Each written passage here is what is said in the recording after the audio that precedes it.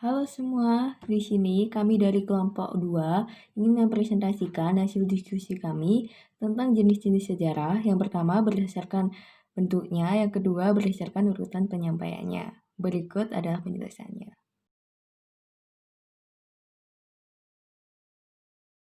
Berdasarkan bentuknya, sumber sejarah dibedakan jadi 4. Yang pertama, sumber tertulis, yang kedua, sumber lisan, yang ketiga, sumber benda, dan yang terakhir, sumber audio visual atau visual. Berikut adalah penjelasannya lebih lanjut. Untuk yang pertama, ada sumber tertulis. Sumber tertulis merupakan sumber yang dapat ditemukan dari peninggalan-peninggalan tertulis. Sumber tertulis juga sangat memiliki arti penting bagi penelitian. Sumber tertulis dapat berupa tulisan yang tercetak atau tulisan tangan yang disebut juga dengan manuskrip. Contoh sumber tertulis yaitu koran, prasasti, laporan, autobiografi, dan catatan pribadi. Untuk yang kedua, ada sumber lisan. Sumber lisan merupakan informasi yang didapatkan secara lisan dari saksi atau pelaku sejarah.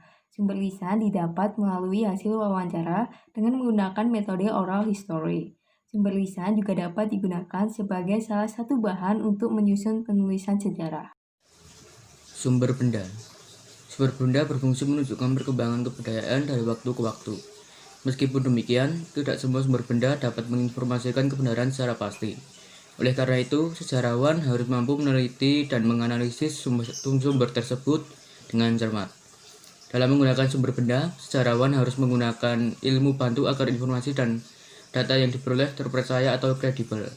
Ilmu bantu yang dapat digunakan sejarawan untuk menguji kredibilitas sumber benda antara lain adalah epigrafi, arkeologi, numismatik, biologi, paleoantropologi, dan ikonografi.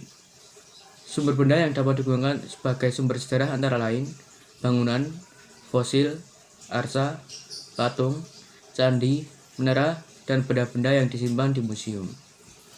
Visual. Sumber yang bisa kita lihat secara langsung dengan indera mata. Sumber visual dapat berupa foto, monumen, bangunan candi, patung, dan lukisan. Akan tetapi, sumber visual sebagai salah satu sumber resmi sejarah dapat dikatakan kurang dilirik sejarawan, karena mayoritas lebih tertarik menggunakan sumber tertulis dalam proses rekonstruksi sejarah. Sumber audiovisual menunjuk pada sumber berupa suara atau audio, dan komponen gambar atau visual. Sumber audiovisual dapat berupa film dokumenter mengenai peristiwa sejarah, berita mengenai peristiwa bersejarah yang ditayangkan di televisi atau di YouTube, serta dokumentasi peristiwa bersejarah berupa gambar bergerak yang diambil melalui video. Urutan penyampaiannya, sumber sejarah dibedakan menjadi 3 sebagai berikut. 1. Sumber primer, yang kedua sumber sekunder, dan yang ketiga sumber tersier. Ketiga jenis sumber tersebut dapat dijelaskan sebagai berikut. Yang pertama adalah sumber primer. Sumber primer disebut sebagai sumber utama atau sumber asli. Sumber primer adalah sumber yang menunjukkan kesaksian langsung para pelaku peristiwa sejarah. Sumber primer berisi materi mentah yang dihasilkan sejaman oleh peristiwa sejarah. Oleh karena itu, sumber primer memiliki arti yang sangat penting bagi para sejarawan.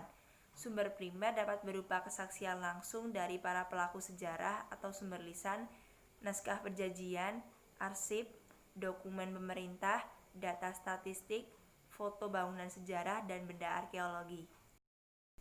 Yang kedua ada sumber sekunder. Sumber sekunder adalah kesaksian dari seseorang yang tidak terlibat langsung dalam peristiwa sejarah. Sumber sekunder berisi informasi atau keterangan dari orang yang tidak ada dalam peristiwa yang dikisahkan. Sumber sekunder juga dapat berupa buku-buku yang ditulis oleh para sejarawan. Contoh sumber sekunder adalah laporan penelitian dan terjemahan kitab-kitab kuno. Dan yang ketiga yaitu sumber tersier. Sumber tersier berupa buku-buku sejarah yang disusun berdasarkan penelitian para ahli sejarah tanpa melakukan penelitian secara langsung. Jadi, penulis buku sejarah tersebut menghimpun peneliti para sejarawan-sejarawan lainnya. Contoh sumber tersier adalah buku Sejarah Nasional Indonesia jilid 1 sampai jilid 6. Cukup sekian hasil diskusi dari kelompok 2. Untuk kurang lebihnya mohon dimaafkan. Akhir kata, wassalamualaikum warahmatullahi wabarakatuh.